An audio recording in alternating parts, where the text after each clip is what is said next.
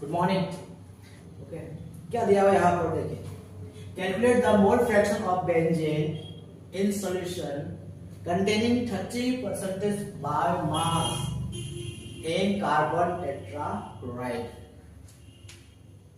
ठीक है, हम लोग क्या निकालने बोला है? मोल फ्रैक्शन किसका?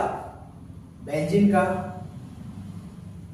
कार्बन टेट्राक्लोराइड का। ओके, तो समझने वाली बात यहाँ पे ये है कि यहाँ पर आपका जो कार्बन टेट्राक्लोराइड है ये आपका सॉल्वेंट है। सॉल्वेंट कैसे हुआ? क्योंकि आप इसको पढ़िए, मतलब जो benzene in solution containing 30% by mass in carbon tetrachloride, मतलब बेंजीन जो है कार्बन टेट्राक्लोराइड में आपका डिसॉल्व किया हुआ है। आज समझ में, सपोज दैट आपका ये सॉल्यूशन है, ग्लास में, सपोज दैट ये ग्लास आपका है ना, इसमें आपका ये आपका क्या है? ये आपका CCl4 है। CCl4 है ये आपका सॉल्वेंट है। सॉल्वेंट क्यों है? क्योंकि ये 70% है ना, 30% क्या आपका बेंजीन है। बेंजीन आपका 30% है। बेंजीन आपका ये मान इसको हम डॉट डॉट दिखाते हैं, ये आपका क्या है? 30% है बेंजीन।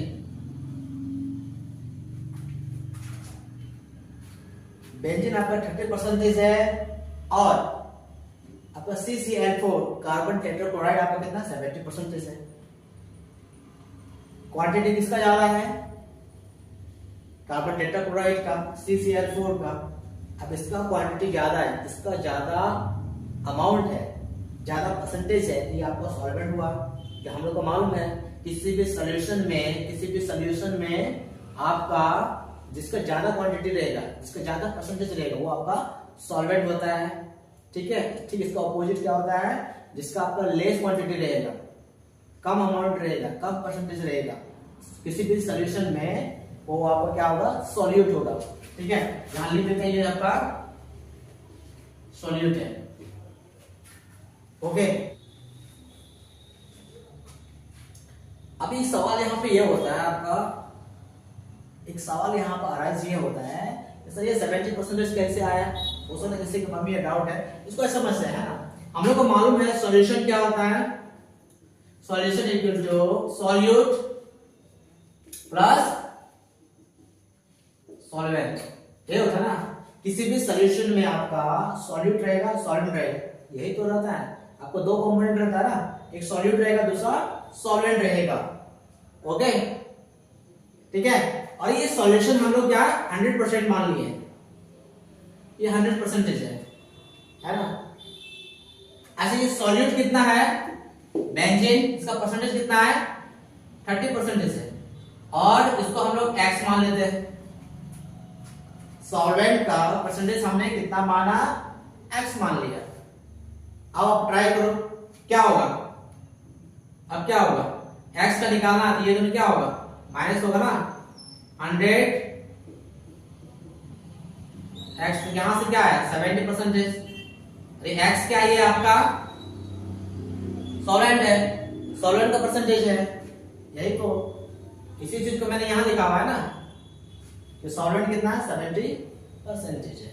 और वैसे भी आपको 30% यहाँ पर दिया हुआ, 100% में 30 माइनस करोगे तो ये डायरेक्ट आपका 70% आएगा। सिंपल वे में, ये मैंने आपको रफली बताया समझाने के लिए, तो आपको ये समझना है, ये रफली है ना। इसको आपको लिखना नहीं है, इसको आपको लिखना नहीं एग्जाम में, आपको डायरेक्ट लिख देना है 100 माइनस 30, आपका 70% निकल जाएगा। ओके, ठीक है। Let we have total mass equal to 100 gram according to TQ, according to question। क्या बोल रहा है? containing 30% by mass, containing 30% by mass। इसका मतलब क्या है?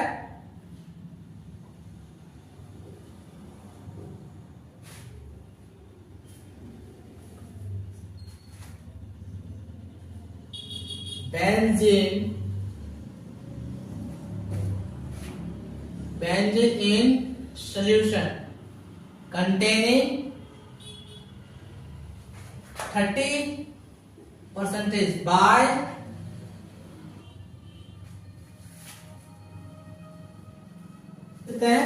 Benzene in solution containing 30% by mass.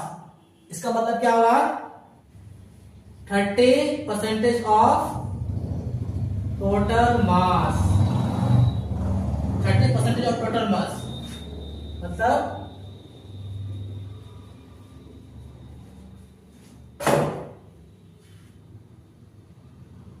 Okay 30% of total mass. Total mass कितना है? 100 ग्राम है। 100 ग्राम का 30% तो कितना होगा? 100 into 30 by 100 cancel out, 100 30 gram. Okay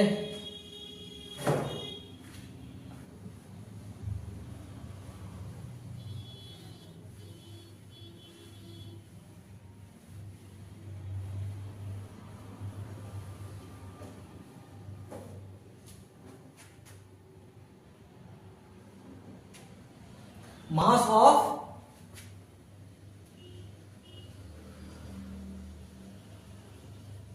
of benzene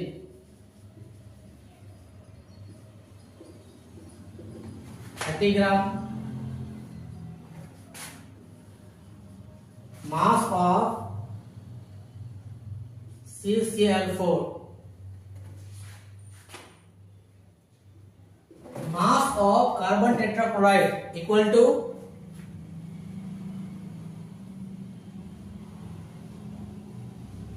total mass minus mass of benzene. Total mass 100 gram, mass of benzene 30 gram. Answer 70 ग्राम। ये क्या आपका मास ऑफ CCl4।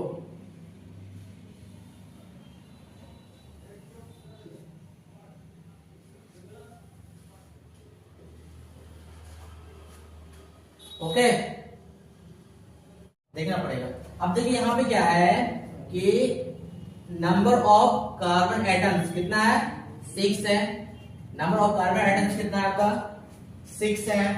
अच्छा वो एक कार्बन एटम का एटॉमिक मास कितना होता है? 12 plus number of hydrogen atoms कितना है? 6 है। 6 और 1 हाइड्रोजन एटम का एटॉमिक मास कितना होता है? 1। तो कितना हो जाएगा? 72 और ये 6 कितना हो जाएगा? 78।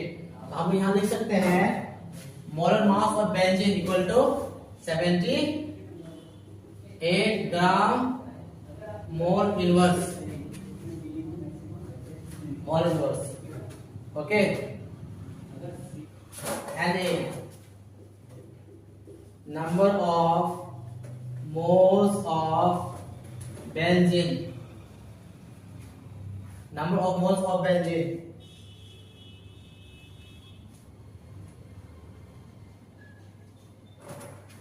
so इस A की जगह में हमारे पास क्या है? बेंजीन है। इस A की जगह के A यहाँ पे क्या आपका कौन सा कंपोनेंट है? बेंजीन। इसको क्या ले सकते हैं? C6H6 equal H6। तो number of moles of benzene equal to mass of benzene by molar mass। Okay तो मास ऑफ बेंजीन 30 और मोलर मास कितना है? 78 ग्राम मोल इनवर्स। ग्राम ग्राम कैंसिल आउट, आपका आंसर कितना आ जाएगा? 0.385। कितना आएगा after calculation? 0.385 in which unit? Mole. Okay this is your answer. And number of moles of benzene that is C6H6 equal to mass of benzene by molar mass equal to 50 gram by 78 gram mole inverse. Here gram cancel out. What will be? See, 0.385 mole. That's your NC6H6. Okay, next. Let's see.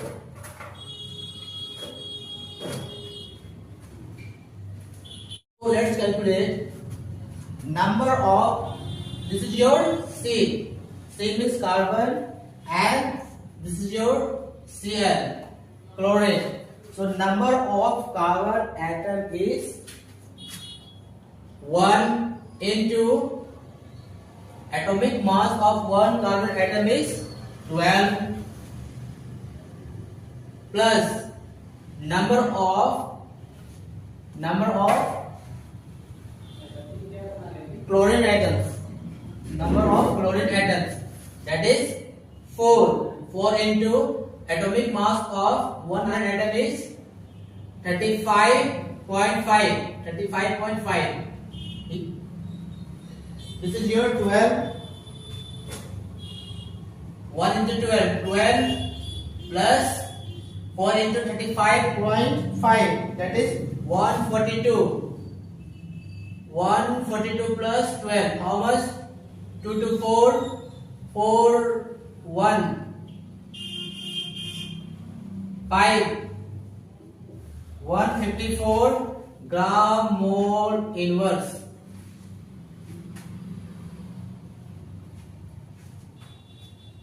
Okay. Now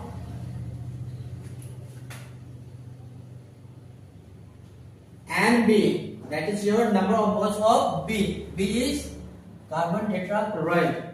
So number of moles of carbon tetrachloride, CCl4. So we can write here in place of B, carbon tetrachloride. So NCCl4 equal to mass of CCl4 by molar mass. So mass of CCl4 how much? 70 gram by molar mass of CCl4 how much? 154 gram mole inverse. 154 gram mole inverse. Gram cancel out. The final answer is 0.454 mole. Okay. 0.454 mole. Molar mass of, so NB number of moles of B. B is your carbon tetrachloride. So NCCl4 equal to mass of carbon tetrachloride by molar mass equal to 70 gram by 154 gram mole inverse equal to 0.454 mole. Okay.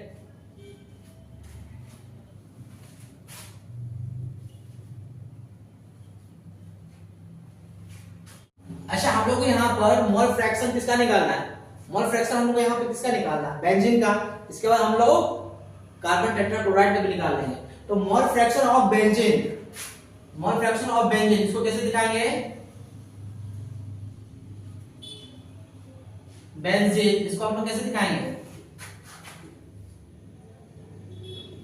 A, okay. और XA equal to क्या होगा? number of moles of A plus number of moles of A plus number of moles of B, ये होगा। A आपका यहाँ पे क्या मान लिया? तो ये हम लोग बेंजीन मान लिए, बेंजीन है। और B आपका क्या है? CCl4 है, मींस क्या? कार्बन टेट्राक्लोराइड है, मतलब ये आपका सॉल्वेंट हो गया, ये आपका सॉल्वेंट हो गया, ये आपका सॉल्यूट हो गया, आपको ये सॉल्यूट हो गया। ठीक है। सिमिलरली हम लोग को मोल फ्रैक्शन ऑफ किसका निकालना है? कार्बन टेट्राक्लोराइड है, मोल फ्रैक्शन ऑफ बेंजीन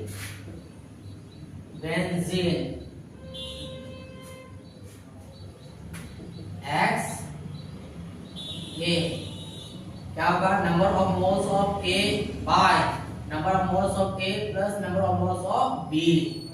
ए हम लोगों ने क्या माना था, बेंजीन था ए सॉल्यूट, ओके। तो number of moles of benzene by number of moles of benzene plus number of moles of carbon tetrachloride, ठीक है। तो क्या होगा यहाँ पर, mole fraction of A equal to number of moles of A, how much, तो mole fraction of A, mole fraction of A means mole fraction of benzene क्या होगा, इक्वल टू Na, Na कितना है 0.385 by Na 0.385 plus Nb 0.454 equal to कितना है इसका calculation, after calculation 0.459, ध्यान देते हैं 0.459 x। अब यहां बना फिर से लिखा जाए, मोल फ्रैक्शन ऑफ इसका carbon tetrachloride mole fraction of, अब हम लोग मोल फ्रैक्शन ऑफ बेंजीन निकाल लिए, ये बेंजीन है, यहां लिख देते हैं, ये बेंजीन है आपका।